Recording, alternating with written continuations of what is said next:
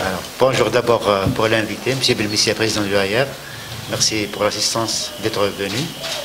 Je pense que M. Belmissia voudrait faire un exposé introductif pour au moins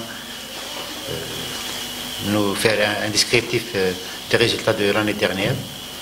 Et puis on passera pendant les questions, peut-être pour les perspectives de l'année 2022. Si vous permettez, M. Belmissia. Pour l'année 2021, oui. Un commentaire sur les chiffres, les réalisations, les changements. Un petit. Merci. Pour qu'on puisse enchaîner sur les questions. Merci, M. Msbah. Salam alaikum, Sur Flaoun. Tout d'abord, je tiens à vous exprimer mes remerciements pour l'invitation et l'occasion que vous me donnez de communiquer et d'échanger sur le sujet de l'assurance, sur son rôle, sur l'importance du rôle socio-économique de l'assurance et aussi sur les réalisations, bien sûr, du marché algérien des assurances. Moi, je considère personnellement que la communication elle est importante pour sensibiliser, et c'est le sujet, je pense aussi, et faire avancer donc ce que j'appelle d'une façon générale l'éducation financière, l'ouaït mini, si vous voulez, arbia. Donc c'est important, et les médias, de façon générale, ont un rôle à jouer, là aussi important, à ce sujet. Après une année 2020 qui est marquée par l'apparition de la pandémie, l'année 2021 a connu une reprise économique.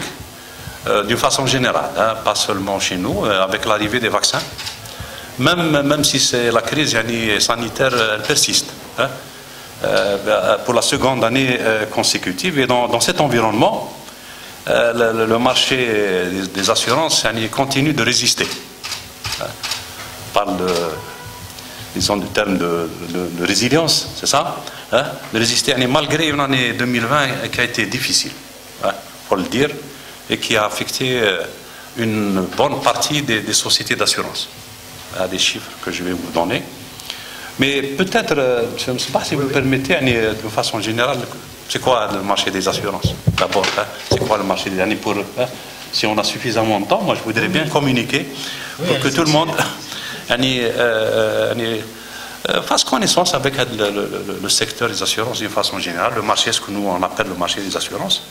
Ouais, notre marché, il a quelques caractéristiques. D'abord, c'est un marché qui est ouvert. Un marché qui est ouvert à la compétition, ouvert à toutes sortes de sociétés d'assurance. Et il est diversifié. C'est important. Actuellement, il compte 23 sociétés d'assurance.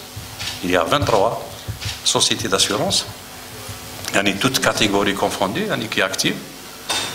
On peut donner là aussi quelques détails. Sur les 23 sociétés d'assurance, il y a 12 sociétés d'assurance qui pratiquent l'assurance dommage. On appelle l'assurance dommage du fait du principe de la séparation entre les assurances de personnes et les assurances. Donc il y a 12 sociétés d'assurance qui pratiquent l'assurance dommage. Il y a 11 sociétés par action et une mutuelle, les 12. Et il y a, à côté de ça, 8 sociétés d'assurance spécialisées dans l'assurance de personnes.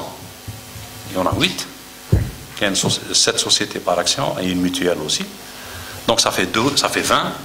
On rajoute la compagnie centrale de réassurance, qui est une société par action, une société étatique. Et nous avons 2 sociétés spécialisées dans l'assurance crédit. L'assurance crédit que vous connaissez, donc c'est la CAGEX et la SGCI qui s'occupe du crédit immobilier. Donc ça nous donne les 23 principaux acteurs du marché des assurances en Algérie. Et ces sociétés, c'est important, elles sont toutes de droit algérien. Même si les capitaux peuvent être étrangers, publics, mixtes, etc. Donc les sociétés sont constituées en Algérie de droit algérien.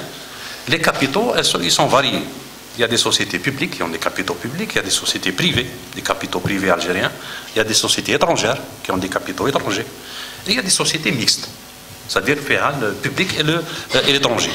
Donc c'est pour ça que je parle de marché ouvert et diversifié. En 2022, le nombre de sociétés, je pense que c'est une information qui est importante, le nombre de sociétés d'assurance va passer à 25. C'est-à-dire il y a eu la constitution de 2 nouvelles sociétés d'assurance. Je dis constitution. Ces 2 sociétés, leur dossier est en cours d'agrément. Mais il y a 2 sociétés d'assurance nouvelles qui viennent d'être constituées en fin 2021. Donc ces 2 sociétés pour pratiquer l'assurance Takaful. Donc ce sont 2 sociétés publiques. L'une va pratiquer l'assurance Takaful générale et l'autre va pratiquer l'assurance Takaful familiale. Donc ces deux sociétés viennent d'être constituées et leur dossier d'agrément est en cours. C'est-à-dire qu'elles vont recevoir un agrément pour pouvoir activer. Donc on aura disons 2 nouveaux acteurs au niveau de notre marché. Donc on aura 25 disons sociétés. Toujours à ce sujet-là d'assurance Takaful, vous avez certainement tous suivi l'actualité. Il y a eu 2 sociétés privées qui ont obtenu un agrément pour pratiquer l'assurance Takaful, mais sous forme fenêtre, window. Donc il y a 2 sociétés privées. L'une, c'est, vous le connaissez, je pense que les arrêtés d'agrément ont été publiés. C'est la société GAM privée et la société Cardiff. GAM, c'est pour pratiquer le Takaful sous général, mais sous forme de fenêtre. Il n'y a pas de création de société. D'accord? Et Cardiff, c'est pour pratiquer le Takaful familial, et toujours sous forme de fenêtre. Donc, si vous voulez, ces activités, on va les voir courant exercice 2022, Inch'Allah. En termes de réglementation... Je peux vous interrompre, mais bien sûr, je suis là pour ça. Les sociétés publiques qui auront été Takaful, SA et la deuxième? Non.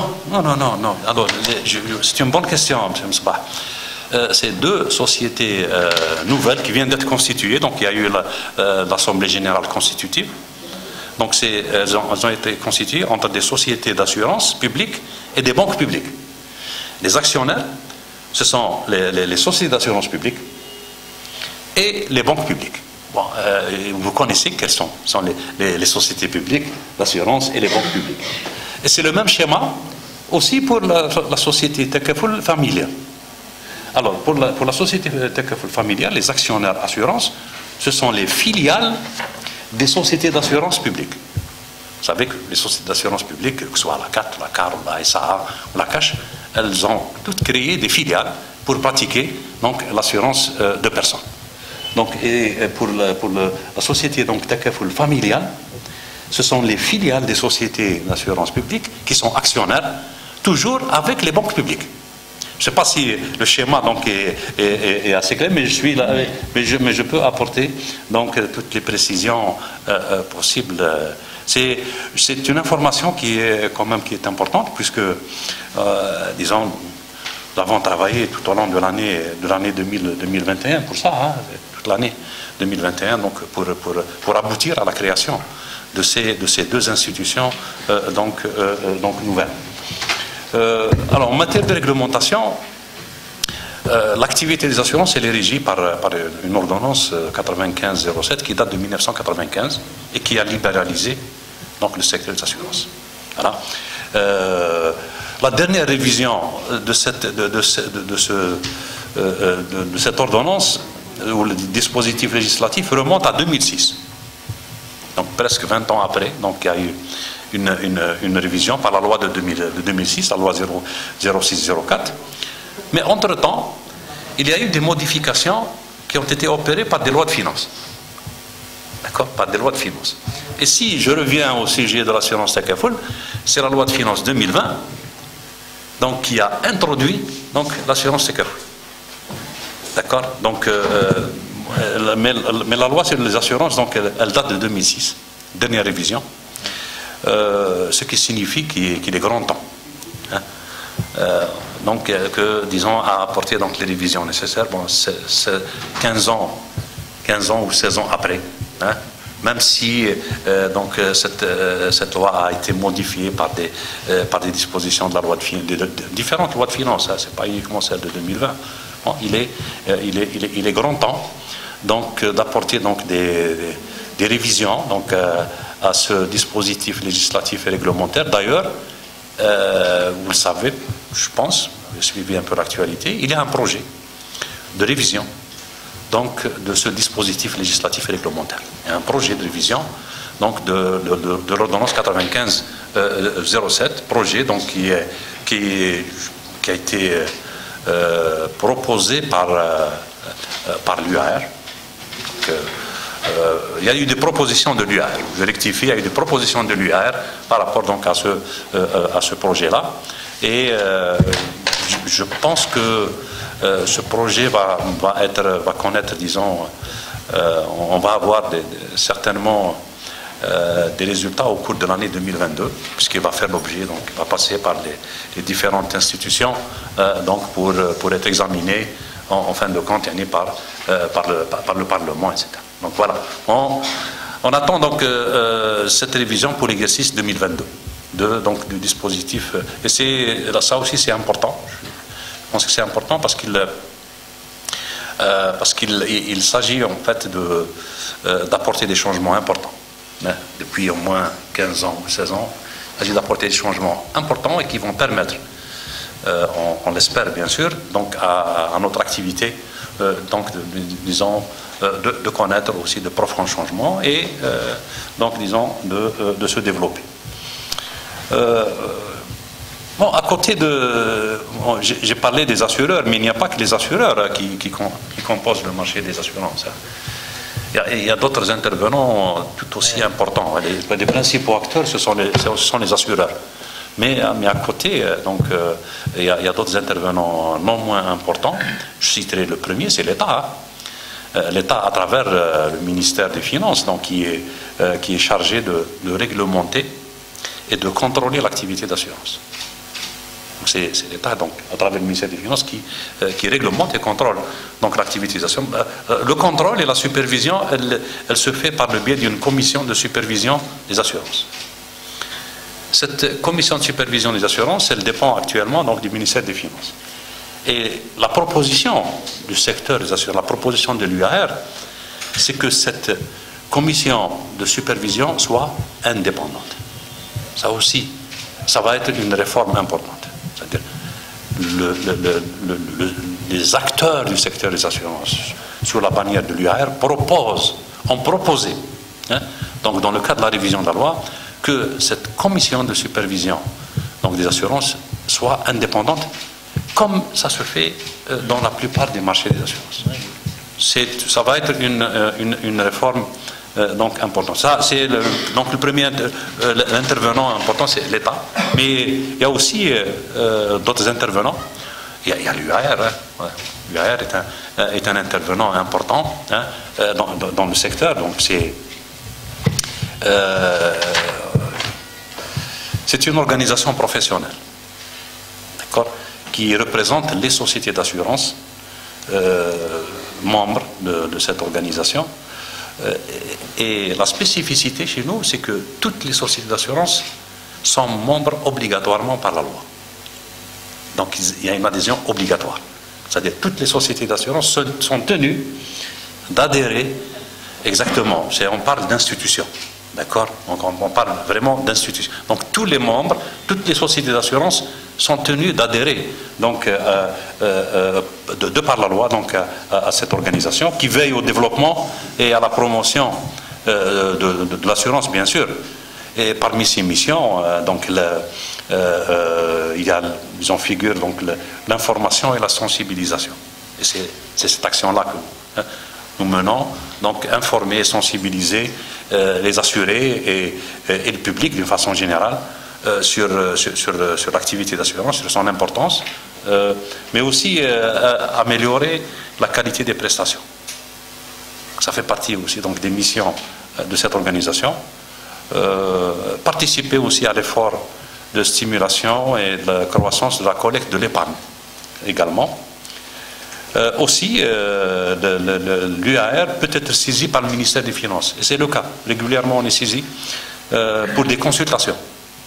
Des consultations sur des sujets donc, qui traitent donc, de l'assurance.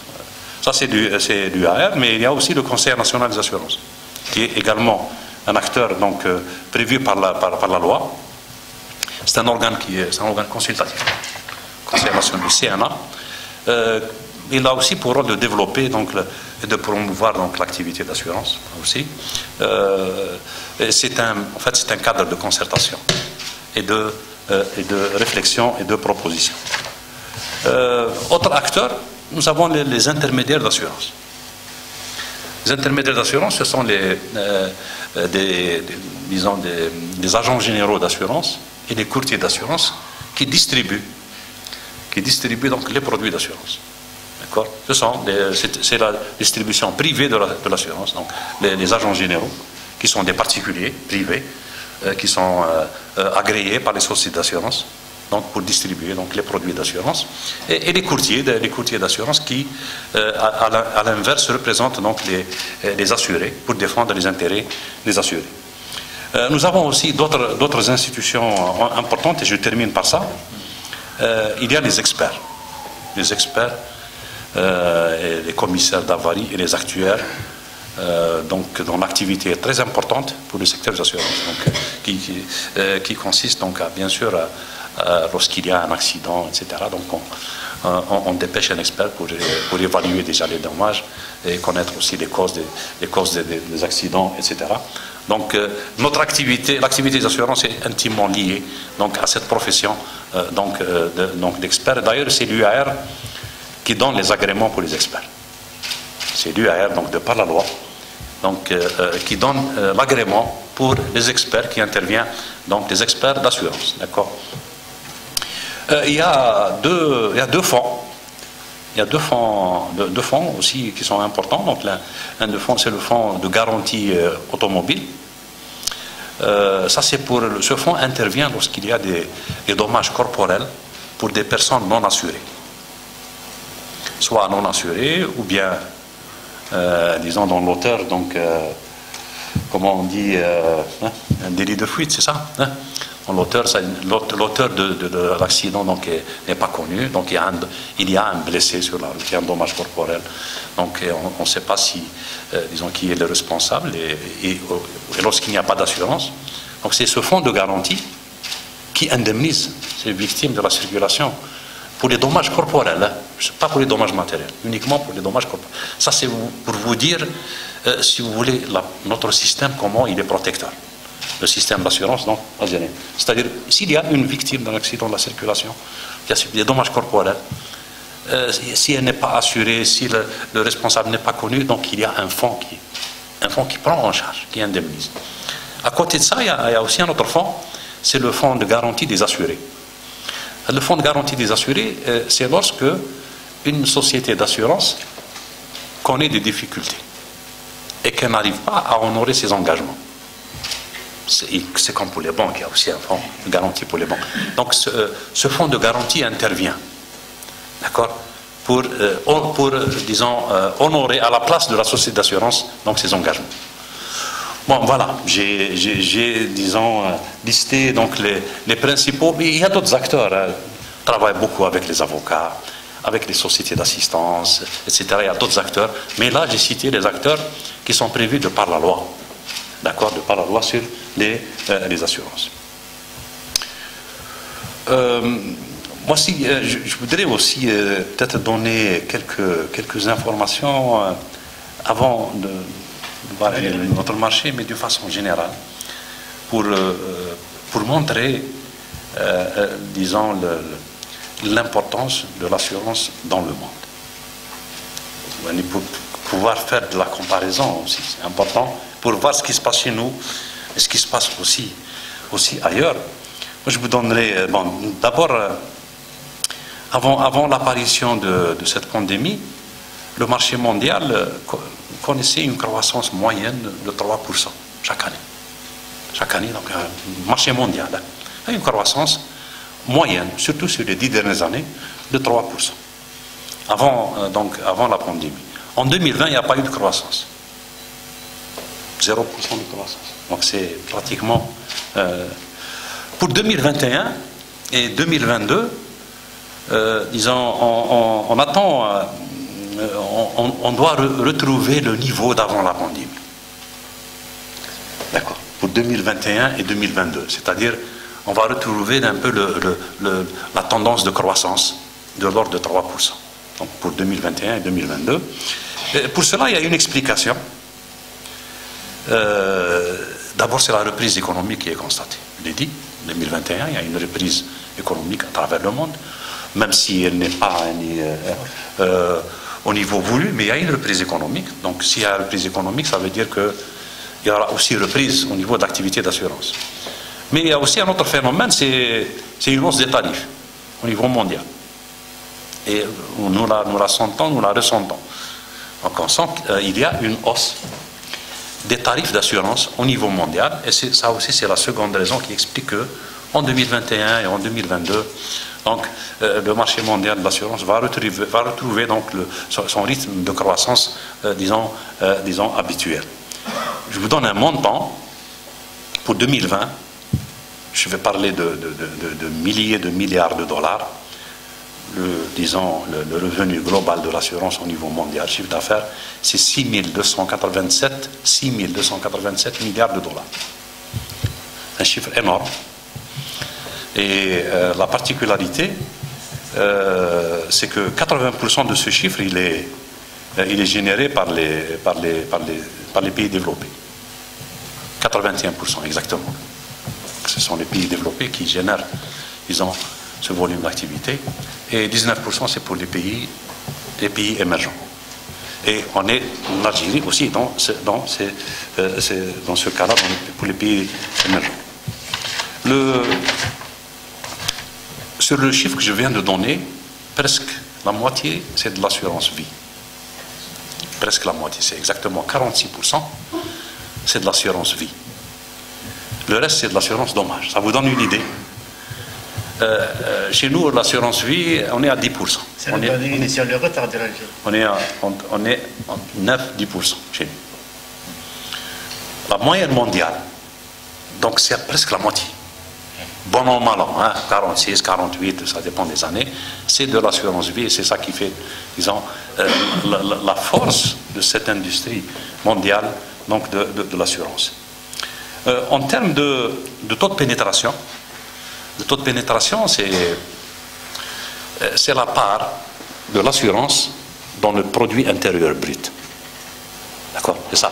Disons, pour définir définition simple. Donc, c'est la part de l'assurance dans le produit intérieur brut, le PIB. Au niveau mondial, d'abord, le taux de pénétration moyen pour 2020, il est de 7,4%. C'est-à-dire que l'assurance représente 7,4% du taux de pénétration du PIB au niveau mondial. Ça, c'est la moyenne mondiale. Pour les pays émergents, cette moyenne est de 3,4%. Taux de pénétration. Pour les pays émergents, et c'est des chiffres récents, des chiffres de l'exercice 2020 qui ont été publiés donc en 2021. En Afrique, le taux de pénétration, il est de 2,6%. Et chez nous, alors, notre pays, il est classé à la 75e place au niveau mondial, en termes de chiffre d'affaires. Le chiffre d'affaires pour 2020, il dépasse légèrement le 1 milliard de dollars. Exactement 1,07 milliard. Donc, classé donc, à la 75e disons, place, avec un taux de pénétration de 0,8%. c'est-à-dire toujours inférieur à 1%. Bon, vous savez que notre pays est la quatrième puissance de l'Afrique, d'accord, quatrième puissance économique de l'Afrique, après disons, les grandes puissances, l'Afrique du Sud, le Nigeria, l'Afrique du Sud, donc l'Égypte. Mais en termes d'assurance, on est classé 6e en Afrique. En termes de volume, disons, d'assurance, on est classé à la 6e position en Afrique. Voilà, ce sont des informations qui, en fait, j'ai préféré en parler parce que ça nous rappelle un peu, ça nous montre la faiblesse de la pénétration de l'assurance chez nous. Ces chiffres que je viens de donner, donc ça montre un peu la faiblesse de la pénétration de l'assurance. Mais ça, c'est d'un côté. Mais d'un autre côté, le faible taux de pénétration à l'AIA, en fait, il constitue aussi une opportunité. Et c'est ça, il constitue une opportunité qu'on doit exploiter. C'est ça. Donc ça veut dire qu'il y a un gisement. Il y a un gisement énorme que les assureurs donc, doivent saisir et exploiter. Donc, ça veut dire qu'il y a, si on prend l'exemple, par exemple, je prends l'exemple simple. L'exemple simple, c'est l'assurance des catastrophes naturelles, qui est une assurance qui est obligatoire. Le taux de pénétration, c'est-à-dire sur un parc immobilier de l'ordre de 9 millions de logements d'après les chiffres de l'ONS, entre 8 et 9 millions de logements. Sur ce nombre, 12% seulement sont assurés contre les catastrophes naturelles. Ça, c'est des chiffres, donc, disons, officiels et récents. Donc, 12% donc, des logements seulement sont assurés contre les risques de catastrophes naturelles, malgré que cette assurance soit obligatoire. Ça veut dire qu'il y a presque 90% qui ne sont pas assurés. C'est ça, cette opportunité. Ce gisement, il est là. D'accord, que les assureurs donc, doivent saisir. Voilà. Et nous, en tant que professionnels, on est tous unanimes pour dire donc, que notre marché donc, recèle donc, un potentiel donc, énorme qui, en fait, ne demande qu'à être exploité. Spécialement dans le segment des risques des particuliers et dans l'assurance vie. Là, le potentiel, il est là. Donc, quand on dit le segment des particuliers, c'est les assurances des ménages, les assurances des habitations, les assurances des commerçants, des artisans, des professionnels, etc. Et aussi donc, les assurances de personnes donc, qui constituent aussi, disons, un pilier donc, sur le plan économique. Moi, les professionnels, en fait, donc, estiment le potentiel. J'ai donné un chiffre, actuellement, on est à 1 milliard de dollars, mais en vérité, le potentiel, il est estimé entre 4 et 5 milliards de dollars. Pour tout le marché, oui. Dommages et personnes. Exactement, dommages et personnes. Le potentiel, donc, il est estimé par les professionnels donc, à entre 4 et 5 milliards de dollars. Qu'est-ce que ça veut dire? Ça veut dire que le taux de pénétration donc, doit dépasser le 1% donc, pour être aux alentours de 2,5 à 3%. C'est faisable. C'est faisable. C'est pas quelque chose. Il y a d'autres marchés donc, qui font la même chose. D'autres marchés similaires au nôtre. Similaires à notre marché. D'accord? Qui n'ont pas, donc, disons, toutes ces opportunités-là et qui, disons, réalisent donc, ce niveau-là. Ce niveau, donc. Oui, les défis sont nombreux. Dans ces derniers dont vous venez de parler. Oui, les défis sont nombreux. Exploiter le potentiel. Voilà, les défis sont nombreux, exactement. Mais à mon sens, le plus important, c'est de faire jouer à l'assurance son véritable rôle socio-économique. Comment faire en sorte que l'assurance joue son véritable rôle socio-économique, c'est-à-dire une contribution adéquate au PIB, c'est ce qui est attendu de l'assurance, une contribution adéquate au PIB, une réelle prise en charge des accidents, des sinistres pour permettre, pourquoi en fait, c'est pour indemniser les gens, c'est tout à fait normal, mais aussi, un aspect économique, c'est pour une reprise rapide des activités. Il y a un événement qui endommage quelque chose, il faut que l'assurance indemnise rapidement pour que l'activité économique reprenne. Donc, rapidement. Et aussi, l'autre rôle de l'assurance, c'est que l'assurance participe au financement de l'économie nationale à travers donc, cette épargne qui est générée donc, par l'activité d'assurance. Et cet objectif, à mon sens, il peut être atteint grâce, bien sûr, à un aspect modernisation du secteur qui est nécessaire, hein, grâce à une modernisation du secteur qui reposerait d'abord sur la révision du dispositif législatif et réglementaire. Donc c'est pour ça que j'ai parlé tout à l'heure de révision donc, du cadre législatif et réglementaire. Donc la révision, en introduisant une véritable réforme en matière de supervision des assurances, en matière de respect des règles techniques et prudentielles. Ça c'est très important parce qu'il y a une compétition qui est connue au niveau du secteur. Il faut que cette compétition, cette concurrence donc, respecte les règles techniques et prudentielles de l'assurance et il faut que ça apparaisse au niveau, disons, de la révision de la loi pour que vraiment qu'on ait une concurrence saine, hein, mais sans que les règles de l'assurance ou les règles de solvabilité des compagnies d'assurance ne soient touchées. Introduire aussi de nouveaux modes de distribution. Ça aussi, on a demandé donc, à revoir la distribution, la façon de distribuer de l'assurance. Donc ça c'est, disons, cette réforme que nous souhaitons. Mais aussi, l'objectif pourra être atteint en exploitant donc, le gisement que nous appelons, nous, gisement des non-assurés ou ceux qui sont insuffisamment assurés. Donc il y a, disons, des ménages, des particuliers qui ne sont pas assurés du tout, ou bien qui sont disons, assurés d'une manière simple. Donc il y a une exploitation, donc, et ça se fait aussi par la communication, c'est très important. Par la communication, disons, et l'amélioration de la qualité.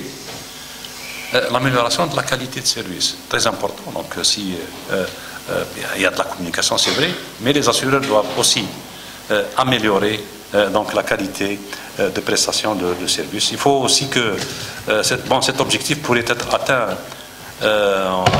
aussi grâce à une contribution à l'inclusion financière. L'inclusion financière et à la promotion de la finance islamique. C'est le cas par l'introduction de l'assurance Takaful. On est là aussi en plein dedans. Et aussi, il faut réussir donc, la transformation numérique et la digitalisation des process.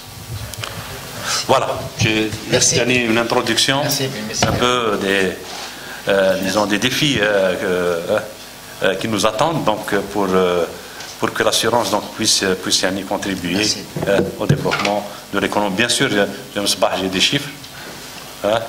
Lorsqu'il y aura des questions... Alors, juste je termine par ça, puisque j'ai parlé de, disons, un peu de communication. Je vous informe qu'on va lancer une campagne de communication et de sensibilisation. L'UAR, le Conseil national des assurances et le ministère des Finances. D'accord ? Avec le ministère des Finances, donc c'est ces trois parties-là. Donc on est en train de préparer une vaste campagne de communication et de sensibilisation sur l'importance et le rôle de l'assurance, mais aussi, j'ai parlé des catastrophes naturelles, en incluant justement donc une vulgarisation, aussi une sensibilisation sur l'assurance des catastrophes naturelles et aussi sur l'assurance Takaful. Donc cette campagne de communication donc, sous l'égide du ministère des Finances avec l'UAR et le CNA est en cours de préparation. Merci, monsieur le monsieur. Voilà. Merci, monsieur. On accueille aussi monsieur Boudra, qui est président de l'association des courtiers. Des courtiers, bienvenue. Et merci d'avoir accepté l'invitation, d'assister. Donc le débat est ouvert pour la presse, ceux ou celles qui veulent poser des questions, les bienvenus. Il y a un micro. Il y a un micro. Celles ou ceux qui veulent poser une question. Amar, Hicham, allez-y. Bonjour. La première question. Ouais. Donc c'est un Moscar pour le journal Algérie 62. J'aimerais juste entrer par quelque chose qui me tient à cœur. Je ne sais pas pourquoi c'est toujours un Moscar qui prend la première parole, parce que je parle beaucoup, ou c'est pour déclencher un peu le débat. Ah, d'accord. Deux questions. J'aimerais revenir un peu sur la question qui terre à terre, qui revient souvent au niveau des assurés, concernant le retard, la lenteur de la prise en charge des doléances des assurés. Et aussi le taux d'avancement en termes de développement de la numérisation des services des assurances qui constitue le point fondamental pour aller de l'avant. Merci. Merci, Amar. On répond question par question. Oui, il n'y a pas de problème. Allez-y, monsieur Il n'y a pas de Benmessier. problème. Merci pour les questions site électronique. très terre à terre. Oui, Je suis oui, entièrement les d'accord. questions. Je suis entièrement d'accord avec vous. Tout à l'heure, je discutais avec un de vos confrères en parlant d'une opération qui a été menée par l'UAR, opération très, très importante, puisque on a pu, disons, j'aime pas tellement utiliser le terme liquider, mais en fait c'est ça, assainir. Assainir tous les dossiers antérieurs à l'année 2015. Tous les dossiers sinistres automobiles. Je parle de l'automobile parce que j'ai peut-être omis de le dire, mais l'activité des assurances en Algérie se caractérise par la prédominance de cette assurance. On a presque 50%. De l'activité des assurances, presque 50%, c'est l'assurance automobile. Et la particularité, c'est que l'assurance automobile, elle concerne tout le monde. C'est pas comme les autres assurances, transport ou incendie, etc. L'assurance automobile concerne tout le monde. Les particuliers, les ménages, les citoyens, les entreprises, etc. Donc, et on considère toujours que, disons, elle peut refléter l'image de l'assurance. Cette assurance automobile, exactement, reflète, donc, disons, l'image de l'assurance, surtout vis-à-vis, si on veut, en quelque sorte, si on veut améliorer cette image, donner une autre image de l'assurance, c'est travailler sur les doléances des assurés, notamment automobiles. Parce que le gros, il est à ce niveau-là. C'est pour ça que nous avons mené donc, une opération qui nous a permis d'assainir tout le stock de dossiers antérieurs à 2015. Donc, et on a indemnisé, on a trouvé une solution. Parce que les difficultés, en fait, dans les retards, c'est lorsque c'est connu, c'est l'étendue de la couverture d'assurance. Quand le particulier souscrit une assurance minimum, d'accord, il ne couvre pas. Donc ça, c'est la première, disons, contrainte. Quand il y a une assurance vraiment minimum, c'est-à-dire une assurance juste pour pouvoir circuler, d'accord. Deuxième, c'est que lorsque, disons, il y a deux adversaires de sociétés d'assurance différentes, d'accord. Pour pouvoir, disons, traiter et régler donc, ces dossiers sinistres, c'est ça qui prend du temps. C'est ce qui nous a amené à trouver une solution pour liquider donc, tous les dossiers sinistres donc, antérieurs, et nous en avons liquidé des centaines de milliers de dossiers pour un montant global qui dépasse les 11 milliards de dinars qui ont été indemnisés. C'est vrai, je suis entièrement d'accord avec vous. Ça, maintenant, en 2015, là, donc, il faudra aussi continuer sur le même... sur le même rythme, donc pour que tous les dossiers sinistres, donc, disons, soient assainis. La contrainte, en fait, c'est que toujours quand il y a une couverture qui n'est pas très large, une couverture d'assurance, c'est-à-dire un particulier qui souscrit à une assurance vraiment minimum, en pensant peut-être que son véhicule est assuré, or c'est pas le cas. D'accord? Et ça traîne. Et des fois, les affaires traînent, y compris devant les tribunaux. D'accord? Parce que, donc, il y a beaucoup de travail à faire dans ce sens. c'est pour ça qu'on parle de sensibilisation et d'éducation d'une façon générale, pour ne pas dire culture d'assurance, donc l'éducation d'une façon générale sur le rôle et sur l'importance de l'assurance. Celui qui a eu un accident, qui a été indemnisé, il connaît l'importance de l'assurance, il sait que c'est utile, il sait que ça apporte un bien-être. Donc c'est, un travail effectivement à faire, mais on connaît toujours ce genre de difficultés, de retard, pour les contraintes que je viens de citer. Des fois, il y a deux adversaires, deux compagnies d'assurance différentes. L'une paye, l'autre ne paye pas, malheureusement. Soit, le contrat d'assurance est souscrit avec un minimum, donc ce qui n'est pas couvert. Voilà. Votre seconde question répond en fait à la première. Hein. Tellement d'accord. Parce que cette numérisation que nous préparons, qui est déjà au niveau de beaucoup d'entreprises, mais que nous préparons au niveau secteur, c'est ça qui va nous permettre de régler donc ces difficultés de dossiers, de dossiers entre les différentes compagnies. Donc pour pouvoir indemniser rapidement l'histoire des recours, etc. Mais la numérisation, là, au niveau de chacune des compagnies, elle est là, elle est réelle. Hein. Vous n'avez qu'à voir les déclarations des différentes sociétés, donc les prestations qui sont offertes aussi, hein, sur le plan de la digitalisation. Donc vous pouvez souscrire un contrat d'assurance à distance.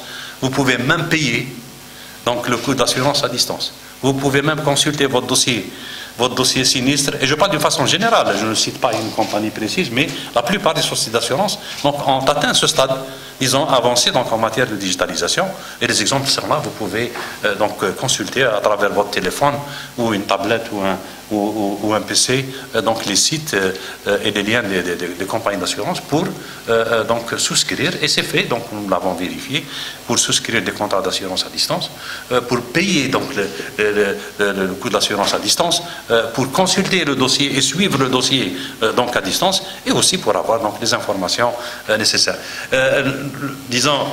En fait, c'est que chaque société est à un stade, chaque société d'assurance est à un stade, très avancé, en matière de digitalisation. Ce que nous voulons, en fait, c'est que c'est le marché, tout le secteur, qui puisse, amorcer cette transformation numérique, et nous travaillons pour cela. Voilà. Avant la troisième question, M. Belmessi a payé l'assurance par le net. Ah, exactement. Sans se déplacer. Sans se déplacer. C'est nouveau. Ça fait les premières sociétés qui ont proposé ça, donc ça remonte à 2 ans. Hein. Maintenant, beaucoup de sociétés généralisent. Et c'est faisable, je peux vous l'assurer, c'est faisable. Vous pouvez payer à distance. C'est faisable. Il y a des sociétés qui ont même enregistré exactement. Ils ont enregistré dans leurs écritures des paiements à distance. Très bien. Voilà. Bonne question. On le fait actuellement pour trois assurances, 3 types d'assurances.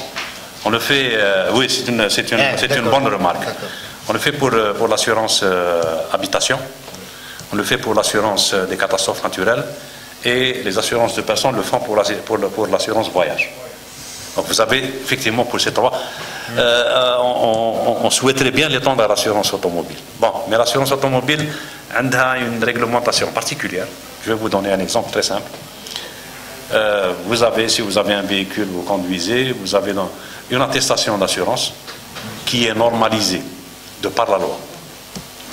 Cette attestation, le format de l'attestation d'assurance, il est normalisé. C'est la loi qui a prévu, la forme de l'attestation. Ça, c'est entre autres que nous devons intégrer dans la numérisation. Et vous avez aussi autre chose pour l'assurance automobile. Il y a une obligation de voir le véhicule. D'accord? Il y a une obligation de voir le véhicule. Nous travaillons aussi pour cette contrainte-là. Donc, la visite véhicule, pour l'assurance, elle est obligatoire. Maintenant, il y a des moyens modernes de faire ça. D'accord? C'est ce qui explique pourquoi, pour le moment, l'assurance automobile ne fait pas partie des produits d'assurance qu'on peut souscrire à distance. Mais ça va arriver. D'accord. Voilà.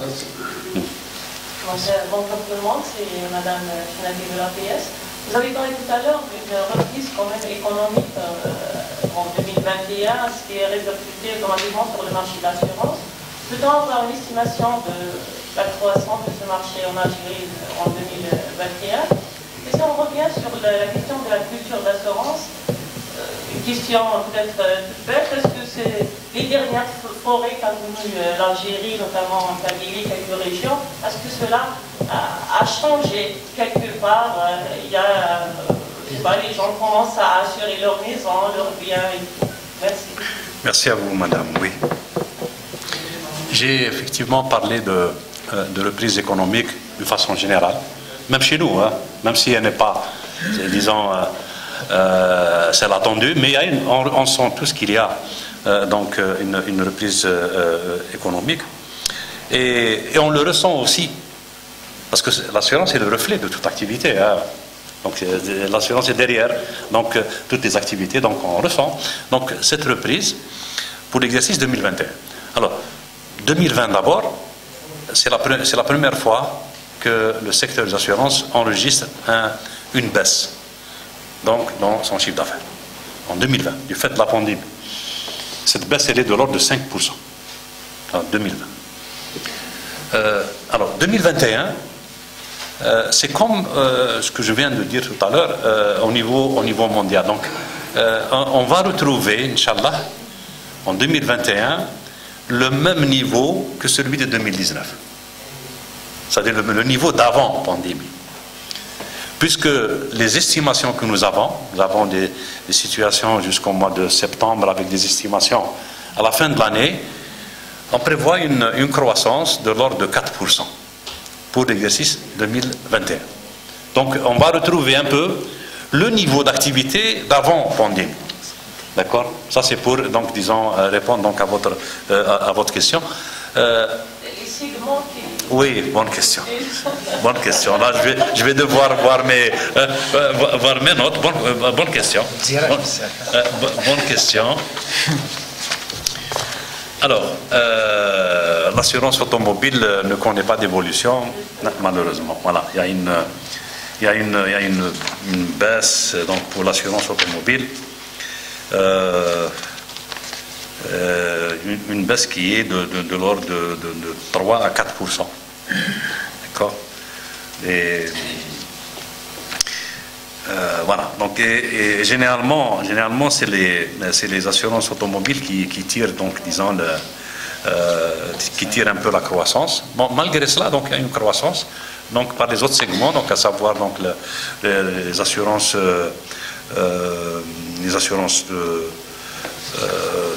de personnes, donc qui vont connaître une évolution aussi en 2021, et les assurances des entreprises. C'est les assurances des entreprises qui ont, disons, tiré cette fois-ci la croissance donc, du marché, une reprise donc, qui est due donc, à la reprise économique. Et pas de chiffres dans le détail pour vous donner, disons, les pourcentages par rapport à chaque branche. Maintenant, pour répondre à votre deuxième question, madame, oui, j'ai donné un taux de pénétration chez nous. J'ai donné, disons, quelques exemples sur l'assurance des catastrophes naturelles. Un taux de pénétration de l'ordre de 12% et quelques, hein, donc des maisons et disons, des habitations qui sont assurées. C'est vrai que quand il y a une catastrophe, quand il y a, disons, des accidents, et surtout quand les gens sont pris en charge, quand il y a des assurances, quand l'assurance intervient, on sent et on constate, disons, l'intérêt pour l'assurance. D'accord? Quand il y a des catastrophes et quand il y a une prise en charge. D'accord? Quand je dis prise en charge, par l'assurance. Je ne parle pas de la prise en charge, disons, des pouvoirs publics, etc., lorsqu'il y a donc des événements dramatiques, mais je parle de prise en charge sur le plan de l'assurance. Donc, ça fait jouer le véritable rôle de l'assurance et il y a un intérêt. D'accord, ça on le sent. Mais vous savez, mais les chiffres sont là, hein.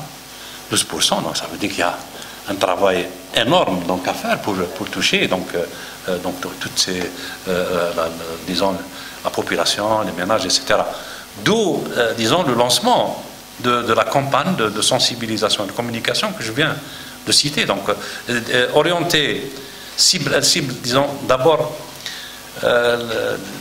disons, la sensibilisation sur l'assurance d'une façon générale, mais surtout, parce que vous avez parlé des incendies, etc., surtout donc, les catastrophes naturelles. Alors, quand on parle de catastrophes naturelles, c'est les événements majeurs, hein, donc c'est le risque sismique, c'est les inondations, c'est ça, le risque sismique, hein, donc les inondations, tout ce qui est tempête, le glissement aussi. Le glissement de terrain, donc il y a 4 types de risques, oui. donc c'est ça que couvre donc l'assurance, donc les catastrophes donc naturelles. Pas l'incendie. L'incendie n'est pas énuméré dans, disons, dans les risques couverts par l'assurance catastrophe naturelle. Alors, puisque vous avez cité l'incendie de l'été passé, il y a un dispositif qui est prévu, qui n'est pas encore mis en œuvre, hein, un dispositif pour les calamités agricoles. D'accord, un dispositif, comme il y a l'assurance, dispositif pour les catastrophes naturelles, c'est-à-dire tout ce qui est événement majeur que je viens de citer, il y a aussi un projet, disons, ou un dispositif pour les calamités agricoles. Dakar. Pardon? Dakar. Exactement. Voilà. Bon, le travail il est fait, hein, donc les professionnels du secteur ont travaillé sur ça, hein, donc il y a donc un dossier, un dispositif qui est prêt, hein, donc il suffit peut-être de le mettre à jour et de le proposer, donc pour qu'on ait un dispositif donc pour l'assurance des calamités agricoles. Voilà. Pourquoi on ne propose pas une assurance globale qui globalise les incendies, les inondations, les feux de forêt? Alors, vous avez, oui. Vous avez déjà l'assurance des risques agricoles qui couvre ça. C'est pour ça que j'ai parlé de dispositif donc, des calamités agricoles. Vous avez déjà l'assurance des risques agricoles qui octroie donc, ce genre de garantie. D'accord, incendie, disons, des plantations, des arbres fruitiers, incendie, mortalité donc du bétail, etc. Tout ça, il y a des assurances. Mais là aussi, il faut disons, sensibiliser les gens pour expliquer, informer, sensibiliser, communiquer pour que les gens donc puissent d'abord savoir qu'il y a ce genre de couverture d'assurance. C'est pour ceux qui ont des fermes agricoles, etc. D'accord, et aussi, disons, prendre en charge réellement quand il y a un événement qui se passe. Parce qu'en fait, c'est la prise en charge de l'assurance, hein, donc qui contribue à la sensibilisation aussi. Voilà. Bonjour. Vous m'entendez? Oui. Ok. Alors, ma question, mon collègue tout à l'heure avait parlé des problèmes d'indemnisation. Par rapport à cette question, les assureurs entre eux, et plusieurs des compagnies d'assurance, proposent des assurances justement à des réductions, des réductions très promotionnelles. Grandes réductions. Et ça pose apparemment problème. Les assureurs sont mis d'accord, disons qu'on ne peut pas descendre à moins de 50% de réduction. Bon, apparemment, ça n'a pas été respecté par certaines compagnies d'assurance. Voilà, donc il y a ce problème qui a été soulevé par les assureurs eux-mêmes. Et la deuxième question, c'est par rapport, notamment ces questions de catastrophe, quand il y a une catastrophe, même s'il n'est pas déclaré ou considéré comme étant catastrophe naturelle par les pouvoirs publics, les pouvoirs publics interviennent pour indemniser. Et donc là, le l'agriculteur ou le citoyen lambda, tu te dis, bon, pourquoi je vais assurer, je vais me souscrire à une assurance, au moment où l'État va de toute manière intervenir pour m'indemniser. Donc, qu'est-ce que ce sont de bonnes questions, je vous remercie. Les deux questions, ce sont aussi des questions d'actualité également. Alors, pour répondre directement à votre première question et pour nommer les choses, donc il y a effectivement un protocole d'accord multilatéral relatif à la gestion de l'assurance automobile qui a été signé par l'ensemble des sociétés d'assurance qui pratiquent l'assurance automobile. Donc ce protocole donc, a été signé. Alors, notre dispositif législatif et réglementaire prévoit que quand il y a ce genre d'accord, il faut l'accord de la supervision de l'assurance. C'est important. Donc il y a un article de la loi qui prévoit ce genre de convention entre les sociétés d'assurance à condition qu'il y ait l'accord, disons, de l'autorité de supervision. Et c'est le cas. Donc ce protocole donc, a été validé par le ministère des Finances, a été validé par l'autorité de supervision. Ça veut dire qu'il devient applicable. D'accord? Il est entré en vigueur 1er janvier 2021. D'accord? Vous êtes tous d'accord avec moi que quand on met en place quelque chose de nouveau qui bouleverse la façon de faire, c'est pas évident que ce soit du jour au lendemain. Donc que ce dispositif, effectivement, nous avons, disons, là aussi travaillé pendant toute l'année 2021 pour que ce protocole donc, puisse être respecté. La plupart des entreprises le respectent, d'autres, celles qui ne l'ont pas respecté, ont été remises à l'ordre. D'accord? Mais même s'il y a des sociétés qui ne l'ont pas respecté pour diverses raisons, je ne vais pas rentrer dans le détail, parce que parfois une agence donc, peut décider donc, d'octroyer des réductions alors que sa société s'est engagée à ne pas le faire. D'accord? Il y a diverses raisons. D'accord? Donc les cas de non-respect sont signalés régulièrement. Quand il y a un cas de non-respect de cet accord-là, ils sont signalés à l'autorité de supervision. Bien sûr, des décisions seront certainement prises, mais l'essentiel, c'est que toutes les sociétés se sont engagées donc, à respecter cet accord. 1er janvier 2021, ensuite, on a apporté quelques aménagements, mais 1er janvier 2022, aucune société d'assurance n'est autorisée à donner des réductions supérieures à 50%. Alors, je vais devoir aussi donc, donner des explications pourquoi les sociétés d'assurance qui gèrent la branche automobile en sont arrivées là. J'ai dit tout à l'heure que notre marché est très ouvert et très compétitif. Tout le monde le constate. D'accord? Et ça a été même constaté par le Conseil national de la concurrence. C'est l'un des marchés l'un des secteurs les plus compétitifs. C'est bon, parce qu'on peut donc choisir son assureur en payant donc un prix raisonnable, mais en ayant aussi des prestations également. Proportionnellement. Non, justement, en fait c'est ça. Quand la compétition se fait et sur le prix et sur la qualité de la prestation, c'est tant mieux. Nous défendons tout cela. D'accord? Mais quand on continue, disons, dans cette spirale de baisse des tarifs, par le biais des réductions, les réductions automobiles, on est arrivé à un seuil vraiment à la limite, c'est-à-dire... mais là, je parle de réduction, c'est-à-dire que le tarif, il est là, le tarif qui est visé par l'autorité. Il est déposé. Il est déposé, il est là. Là, on parle de réduction.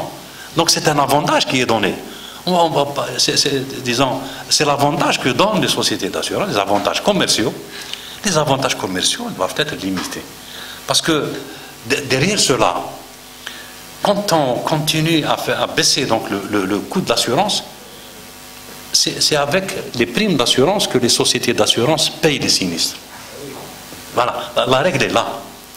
C'est exactement, c'est ce que, disons, accumulent les sociétés d'assurance comme cotisation. C'est avec ça qu'on paye les sinistres. Donc si on continue cette spirale de baisse jusqu'à 80, vous avez dit, donc avec quoi les sociétés d'assurance vont payer? Je parle d'une façon générale, pas d'une façon générale, parce qu'il y a des sociétés... Exactement, il y a peut-être des sociétés qui ont cette capacité, mais d'autres ne l'ont pas. Mais d'une façon générale, donc, et le rôle de l'assurance, c'est lorsqu'il y a un sinistre. Ce n'est pas la souscription du contrat d'assurance. C'est lorsqu'il y a une catastrophe, c'est lorsqu'il y a un accident. C'est là qu'on connaît le véritable rôle de l'assurance. Qu'il faut indemniser, et indemniser réellement le dommage. Donc, si les sociétés d'assurance ont constaté, on constate, donc si on continuait comme ça, donc d'abord on ne va pas, disons, donner une prestation de qualité, parce que le coût de l'assurance devient vraiment dérisoire. La prestation ne sera pas à la hauteur de ce qu'attend donc l'assuré. Ça, c'est le premier. Ce qui a été fait, en fait, c'est d'abord dans l'intérêt de l'assuré lui-même. Je le dis, ce n'est pas une augmentation de tarif. Le tarif, il est là. Donc, c'est les avantages qui sont réduits. D'accord? Donc, c'est ces réductions commerciales. Donc, c'est dans l'intérêt d'abord de l'assuré en lui-même. Donc, que, disons, s'arrête cette spirale de concurrence entre les compagnies d'assurance pour qu'ils puissent réellement bénéficier d'une prestation de qualité. D'accord? Et aussi, donc, pour permettre aux sociétés d'assurance d'honorer leurs engagements. D'accord? D'honorer, disons, les engagements. Ça, c'est, disons, le constat auquel... Et bien sûr, donc, les sociétés d'assurance ont convenu, donc, et se sont engagés à ce que cet accord soit appliqué, malgré toutes les difficultés qu'il y a de non-respect et qui sont signalés. D'accord? Voilà, pour répondre donc à votre... Mais c'est une bonne question, ça me permet d'insister sur le fait que cet accord qui a été convenu entre les sociétés d'assurance et qui est validé par l'autorité de supervision est dans l'intérêt d'abord des assurés, pour que les compagnies d'assurance puissent honorer leurs engagements et, disons, prodiguer donc une prestation de qualité, et des sociétés d'assurance donc ont réitéré leur engagement donc pour respecter donc cet accord. Voilà. Ça c'est les 4 notes. Les 4 notes, oui. Les catastrophes naturelles. Les déclarations. C'est une bonne question aussi. Nous avons un système d'assurance donc contre les effets des catastrophes naturelles. D'ailleurs, c'est une loi spéciale donc qui gère ça. Donc c'est l'ordonnance de 2003, souvenez-vous, donc après le séisme de Boumerdès. Et ça fait une vingtaine d'années que ce dispositif donc a été, presque une vingtaine d'années, il a été mis en place.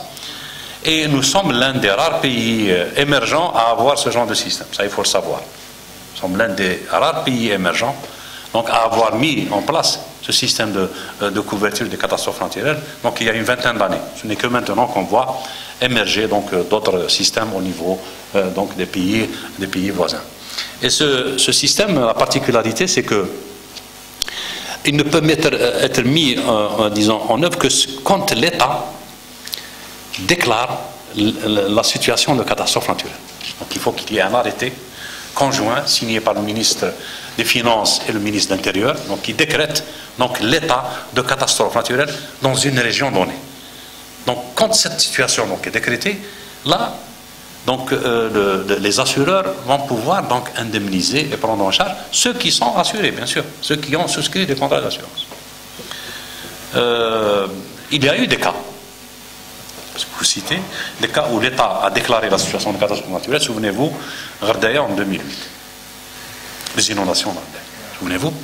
Et là, nous avons indemnisé.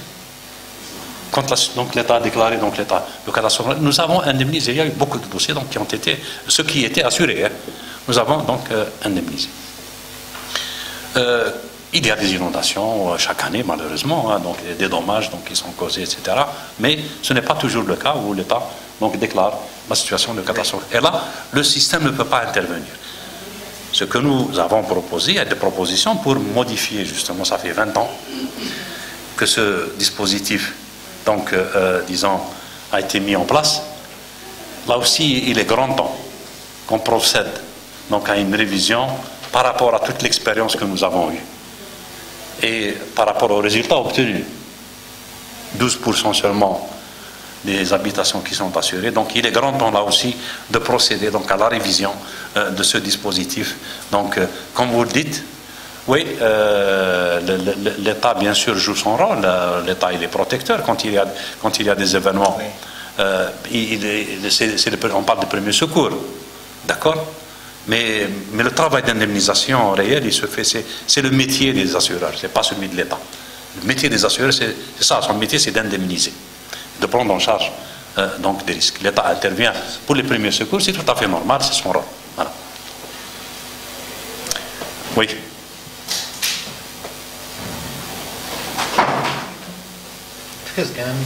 Le micro.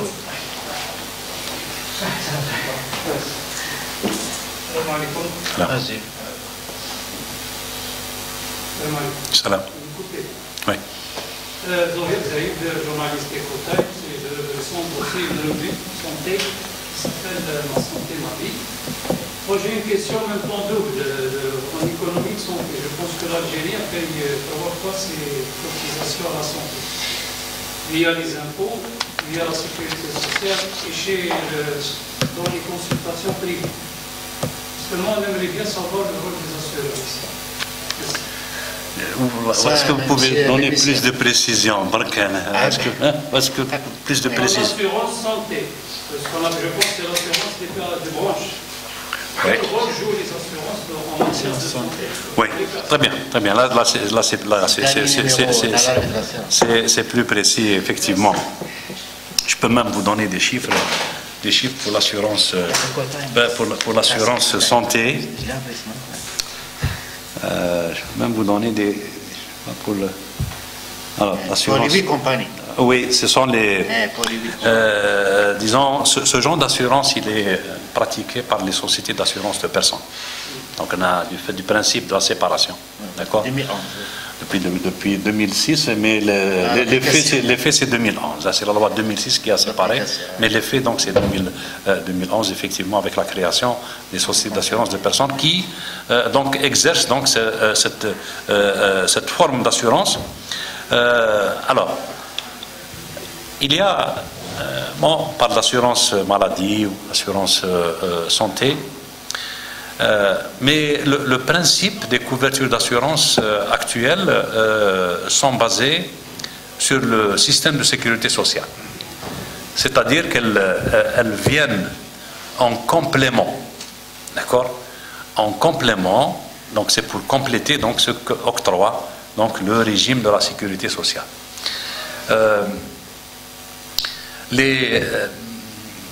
C'est un volet important de l'activité des assurances de personnes, notamment pour les entreprises qui protègent leurs employés et qui souscrivent un contrat, ce qu'on appelle un contrat d'assurance groupe.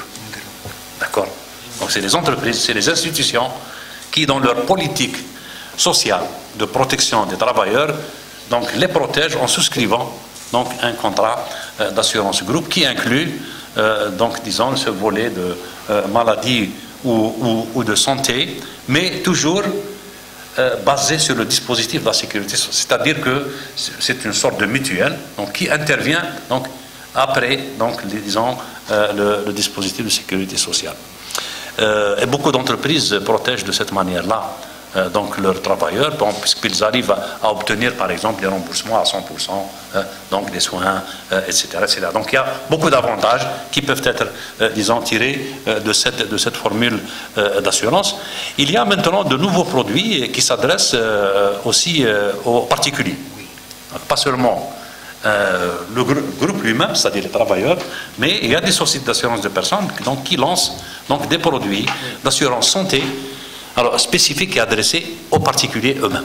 Bon, on voudrait bien aussi que donc ça se développe, mais c'est la même chose que pour les autres assurances. Hein.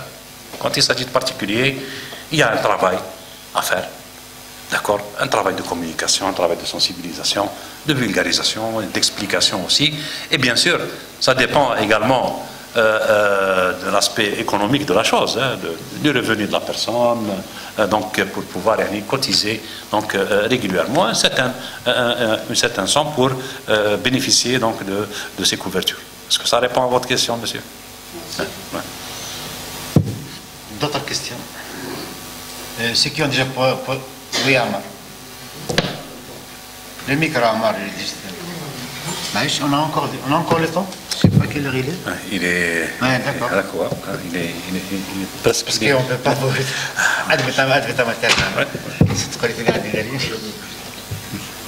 D'accord, Amar, vas-y, sinon... Donc, je veux juste revenir sur une question très précise. Oui. Moi, je suis citoyen lambda, je veux être assuré dans plusieurs assurances. Je veux la classe NOS, l'assurance que vous assurez. C'est la question que se pose quotidiennement à chaque citoyen. Est-ce qu'il peut avoir plus d'assurance au niveau? Oui. Bon, je vous remercie pour cette question qui est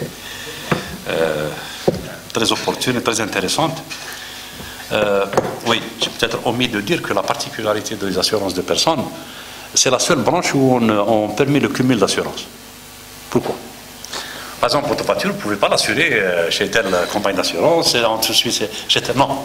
Un bien immobilier, un patrimoine, donc du principe d'indemnisation, on ne peut pas donc, bénéficier, on ne peut pas s'enrichir du fait de l'assurance. En fait, c'est ça la règle, partout. Hein. Yeah. Ce n'est pas le cas pour l'assurance de personnes. Parce que la vie humaine n'a pas de prix. Ah, le principe. La vie humaine n'a pas de prix. Donc c'est pour ça que donc, on peut souscrire autant d'assurance donc pour se protéger, pour protéger sa famille, etc. Du cumul d'assurance. D'accord? Ça c'est une règle universelle donc de l'assurance.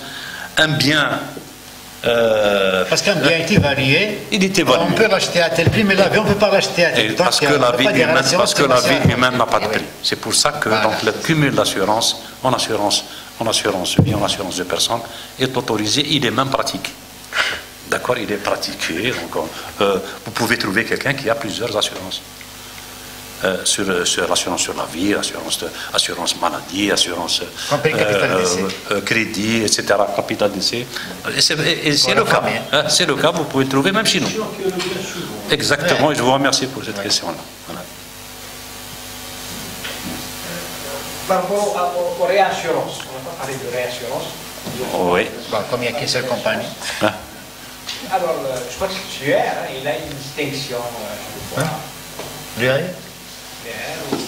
Non, c'est pas l'UR, c'est la compagnie centrale de réassurance. La CCR. Exactement, la CCR, oui. Il a une distinction. Les cabinets de rotation. C'est les cabinets. Oui, alors déjà dans l'UAR, il y en a un R. Il y a un R qui concerne la réassurance. Ça veut dire que l'activité, quand on parle d'activité d'assurance, en fait c'est l'activité d'assurance et de réassurance. D'accord. Parce qu'il y a toujours des contrats. Il y a, disons, l'assurance de l'assurance. C'est ça la réassurance. D'accord. Et pour se faire très simple, quand une société d'assurance s'assure auprès d'une autre société, d'accord, c'est la définition de la réassurance. D'accord. Donc c'est une protection de la société d'assurance.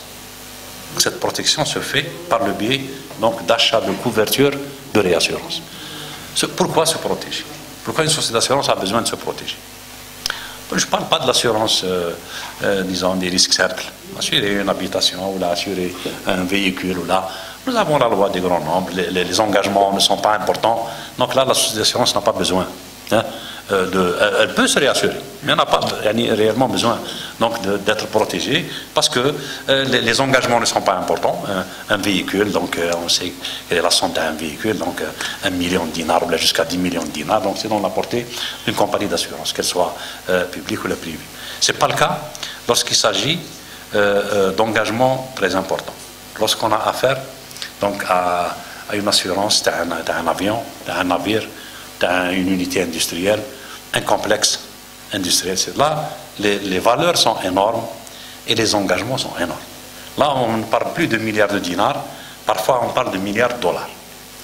Et ça, cette technique de division du risque, c'est ça la réassurance, technique de division du risque, donc c'est une technique qui est universelle, qui est utilisée par toutes les compagnies d'assurance dans le monde, grande ou petite, quelle que soit la taille de la société d'assurance, elle a besoin de se protéger pour pouvoir justement honorer ses engagements.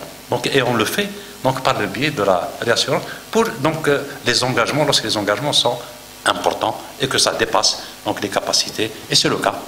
Les sociétés d'assurance chez nous se réassurent en premier lieu auprès de la CCR, auprès de la compagnie centrale de réassurance. C'est ce qu'on appelle nous le réassureur national, c'est une société publique et qui bénéficie d'une cession obligatoire. Donc c'est pour ça qu'on se réassure en premier lieu auprès de par la loi, donc on est obligé de céder à la CCR. Le reste donc on intervient, donc on se réassure sur le marché international de la réassurance. Voilà. D'autres questions? Monsieur, je vous signale pas qu'en plus des journalistes et en plus de M. Baudelaire, nous avons aussi des sociétés, des compagnies, des sociétés industrielles et des institutions qui sont présentes. Oui. C'était pas prévu qu'il puisse poser des questions, mais avec votre permission, peut-être qu'il y en aurait une. Alors, j'ai parlé, je profite pour saluer le président de l'association des courtiers d'assurance, M. Baudelaire. J'ai cité tout à l'heure, parmi les intervenants dans le secteur des assurances qui sont prévus de par la loi, j'ai cité les intermédiaires d'assurance. Oui. Les intermédiaires, pour le moment, nous en avons deux. Nous avons les agents généraux d'assurance qui sont agréés par les sociétés d'assurance et nous avons les courtiers d'assurance. Les courtiers d'assurance qui sont agréés par le ministère des Finances, d'accord, alors que les agents généraux sont agréés par les sociétés d'assurance. D'accord. L'agent général est considéré comme, disons, une agence de la compagnie d'assurance. Il n'y a que le statut qui diffère, il est, disons, c'est un privé qui est rémunéré par des commissions, alors que l'agence, c'est des salariés, par exemple. D'accord. Le courtier, lui, donc, à la différence de l'agent général, il représente l'assuré. Il est mandaté par l'assuré. D'accord. Donc, pour représenter donc, les intérêts de l'assuré, c'est lui qui se charge auprès des sociétés d'assurance, donc de trouver les meilleures, disons, formules d'assurance donc que lui confie donc l'assuré. Et donc c'est un intervenant important donc dans la distribution de l'assurance. Et aussi je parle toujours je reviens donc à la sensibilisation. Le rôle justement donc des courtiers d'assurance est de contribuer donc à, comme on les appelle donc l'assureur conseil, de conseiller et de sensibiliser donc l'assuré, que ce soit personne physique ou morale, donc sur, disons, la meilleure façon de se protéger par le biais de l'assurance et de ne pas se limiter uniquement à souscrire des assurances minimum. Et quand il y a une catastrophe qui survient, l'assuré va s'apercevoir, il va s'apercevoir qu'en fait il ne sera pas indemnisé, ou là il sera indemnisé d'une façon minime, et parfois il y a donc un contentieux qui survient, des affaires en justice, etc., etc. Donc d'où l'intérêt donc d'avoir donc des intermédiaires qui contribuent donc à cette sensibilisation sur l'importance donc de l'assurance, et l'association des courtiers a aussi contribué avec les sociétés, avec l'UAR, donc à la sensibilisation et au respect de l'accord multilatéral de la branche automobile. Je le dis aussi devant le président de l'association. Voilà. Si l'assistance le permet, M. Belmessier, j'ai deux questions. Oui. D'abord, une question sur la MATEC. Est-ce qu'il est toujours géré par l'administrateur? Est-ce qu'il y a un changement dans l'affaire? Et la deuxième question, c'était par rapport aux décisions, aux inscriptions du président Tebboune, l'année dernière ou plus, pour l'assurance des personnels de santé en période de Covid, des questions de contrat gérés par l'appériteur qui était carrément à l'époque. Je ne sais pas où on est le projet. C'est le deuxième. Et la première question sur la MATEC, parce que je ne sais pas si la MATEC, son statut, je n'ai pas suivi l'évolution. Je pense, j'ai eu des échos comme quoi des contrats ont été conclus alors que c'était par le ministère, c'était assimilé à d'escroquerie, donc je ne connais pas bien les suites. Si vous pouvez nous en donner quelques détails. Bien sûr, je suis là pour répondre, hein, Oui. même si je n'ai pas d'informations Institutionnellement, du moins. comme vous, mais l'information officielle, c'est que cette société, disons, son agrément est suspendu jusqu'à nouvel ordre. Et il y a eu des communiqués, hein, il y a eu des communiqués, donc l'UAR a aussi informé par le biais de communiqués, l'autorité de supervision a informé. L'UAR également donc, a informé pour dire que, disons, cette mutuelle, dans ma texte c'est une mutuelle, donc son agrément est suspendu et que ne peut plus souscrire jusqu'à nouvel ordre. Ne peut plus souscrire des contrats d'assurance jusqu'à nouvel ordre. Ça. Donc, voilà, pour dire l'information, disons, officielle. Maintenant, s'il y a d'autres informations, moi... C'est-à-dire qu'à votre connaissance, il n'y a pas de contrat souscrit après le délai de retrait? Cette société ne peut pas, de par la loi, souscrire, puisque son agrément est suspendu, donc elle n'a pas. Maintenant, c'est pour ça que je dis que je n'ai pas d'informations officielles. On entend tous. Hein. D'accord. Maintenant, l'information, vous le savez, on entend tous. Pour dire qu'il y a des souscriptions au niveau de cette société. Mais moi, cette occasion que vous me donnez, même si je n'ai pas d'informations officielles, vous me donnez une occasion d'attirer l'attention sur disons, pour les assurés qui ont éventuellement souscrit des contrats d'assurance auprès de sociétés non agréées. En fait, et c'est de notre rôle, de notre devoir d'informer, on l'a fait. Mais c'est toujours des occasions pour dire que le contrat qui a été souscrit n'a aucune valeur juridique. Il n'a aucune valeur juridique du fait que cette société-là n'est plus habilitée. Donc avec toutes les conséquences. C'est-à-dire que s'il a souscrit un contrat et qu'il y a un accident, donc ce contrat-là n'a aucune valeur juridique. Ça c'est, disons, ça me permet, c'est l'occasion donc de le dire et de le rappeler. Je n'ai pas d'autres informations officielles sur la situation de cette société-là. Parce qu'on la compte parmi les 22 ou... Non, le chiffre que j'ai donné n'inclut pas cette société. D'accord, le chiffre que j'ai donné tout à l'heure, 23 sociétés d'assurance, cette société, et j'ai fait exprès, n'est pas inclus. D'accord. Sinon, ce serait 24 sociétés. Voilà. Donc ça c'est pour répondre. Donc, mais je vous remercie, ça me permet donc de rappeler. Souvenez-vous, il y a eu aussi une autre société non agréée qui a activé dans une région du pays. D'accord? Un communiqué a été fait. Oui, dès qu'on a eu l'information, on a pris les choses en main, on a fait un communiqué, mais aussi cette société, donc il y a eu des poursuites judiciaires, hein, je vous le dis, pour ce cas parce que c'est l'escroquerie en quelque sorte. Non, c'est très simple. J'ai parlé de la loi, c'est très simple. On peut créer une société d'assurance. Il faut se conformer. Parce que, voilà. Il faut se conformer. On peut ouvrir un cabinet de courtage d'assurance. On peut être agréé par une société pour être agent général. Il faut juste se conformer à la loi.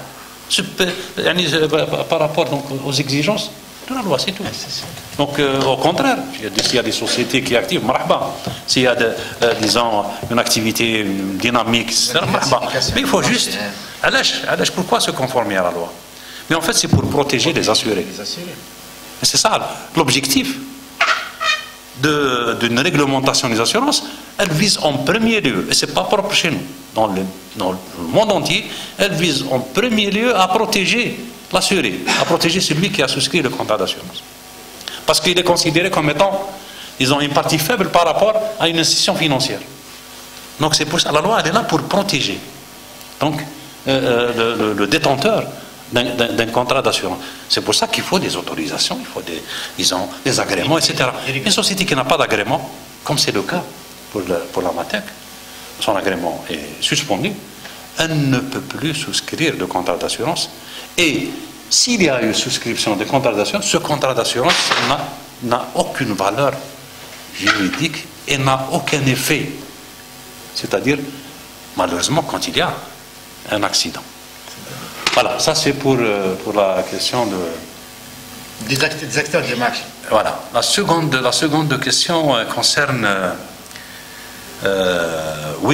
concerne le travail qui a été fait en matière d'assurance santé. Oui, tout le travail a été fait. Mais effectivement, il y a eu constitution, disons, d'un groupement de sociétés d'assurance, donc sous l'égide, donc, disons, de la société Karama comme appériteur, effectivement. Le travail donc, a été fait, le travail technique a été fait, etc. Et bon, je pense que tout le monde attend donc ce qu'il y ait une concrétisation. Voilà. Mais le travail il a été fait effectivement pour mettre en place donc disons une. Dans le mot attendre quoi qui attendre. Le travail technique qui fait, mais attendre quoi? Non, ce que je veux dire, c'est que non. Des compagnies ou des autorités. Non, ce que je veux dire, que les sociétés d'assurance donc ont mis en place, disons, tout le dispositif donc pour disons octroyer cette couverture. Il faut un feu vert quelque part pour le mettre. Là, je pense qu'il faut quelque part donc. Donc un feu vert. Disons, pour que, disons, cette assurance, voilà, pour la mise en œuvre. Mais du côté donc, des assureurs, donc tout le travail. Donc, les 8 ont participé? Les 8, exactement, oui. Oui. Monsieur Hamid qui a ouvert un autre débat dans le débat, c'est très important. Bientôt, on aura de nouveaux concessionnaires automobiles. Que les assurances vont garder les mêmes lois par rapport à ces concessionnaires qui ont connu des difficultés pour les assurances, et aussi toujours les mêmes lois qui vont régir la relation des assureurs avec les concessions automobiles, d'autant plus qu'on sait qu'il y a eu beaucoup d'arnaques, beaucoup d'escroqueries qui ont été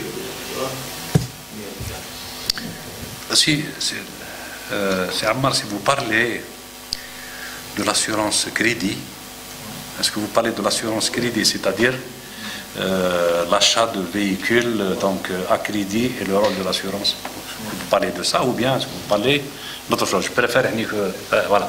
Est-ce que vous parlez de ça, l'assurance crédit? Oui, on va rester dans cette question. Ouais. Oui, alors en fait l'assurance crédit des véhicules ne se fait pas. Il n'y a pas de relation avec le concessionnaire lui-même. La relation du concessionnaire, elle est avec celui qui finance l'acquisition du véhicule. D'accord? Et l'assureur a une relation avec celui qui finance le véhicule. C'est-à-dire, on couvre, par exemple, s'il y a une assurance vie, ou une assurance temporaire décès, oui. On couvre, disons, l'acheteur au profit de celui qui a financé. Mais la relation n'est pas avec le concessionnaire lui-même. La relation d'assurance, elle est avec celui, disons, le bailleur de fonds, avec celui qui a financé, donc, disons, l'acquisition du véhicule. Si on parle de ça, il n'y a pas de relation. Le concessionnaire il va être assuré comme toute autre entreprise. Hein. S'il a un parc véhicule, il va l'assurer. S'il a des stocks ou des pièces de rechange, il va les assurer. Donc, d'accord. Par contre, l'opération d'achat de véhicules, là, ce n'est pas avec le concessionnaire en lui-même, mais quand il y a une opération de crédit, hein, je précise, voilà. D'accord. S'il n'y a plus de questions, on peut donner le mot de la fin à M. Belmessier, qu'on remercie. On remercie aussi l'assistance et les invités. Oui, M. Belmessier. Merci, monsieur. Je vais clôturer comme j'ai commencé, en fait. C'est de parler, de rappeler un peu les défis que nous avons en tant que professionnels d'assurance. Ce sont des défis qui sont connus, en fait. Hein. défis qui sont connus. Et, le secteur des assurances en Algérie peut et doit contribuer, hein, et jouer son rôle. Hein. Il peut le faire, il doit le faire, jouer son véritable rôle socio-économique, en fait, c'est ça. C'est de contribuer, d'abord contribuer donc disons d'une façon raisonnable et adéquate, donc comme je l'ai dit, au PIB, jouer son rôle en indemnisant les sinistres quand ils sont assurés de la meilleure manière, la manière la plus rapide, donc avec une prestation de qualité qui va permettre, disons, à l'assurance aussi donc de jouer son rôle, que ce soit social ou économique, en permettant donc aux gens de bénéficier donc de l'assurance et de reprendre une activité normale, etc. etc. Ça, et aussi l'assurance donc contribue déjà, disons, à l'économie du pays. Je vous ai donné, bon, je n'ai pas donné le chiffre, mais en 2020, c'est 340 milliards de dinars.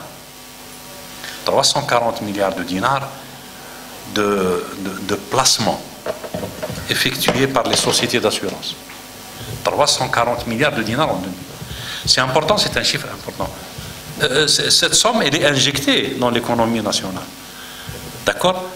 En se développant, l'assurance peut encore contribuer plus, donc, disons, à l'économie nationale.